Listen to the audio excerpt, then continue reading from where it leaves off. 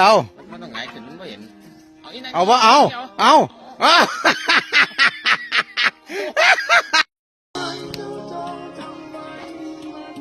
มากิจกรรมของเราคือให้อาหารไก่เพื่อที่จะเอาไก่มาเป็นอาหาร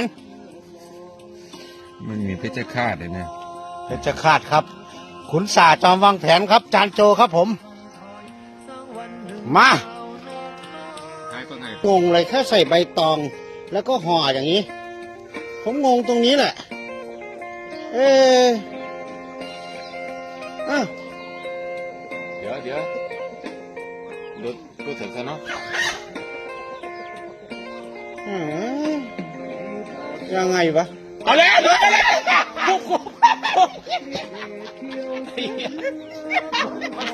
มันจะปิดหน้าหมอหูแล้วพอมันตอดแล้วมันจะปิดหน้ามันว่างั้นน่ะเห็นมั้ยเกือบตายโอ้เกือบตายมึงอ่ะเอาเลยเฮ้ยเ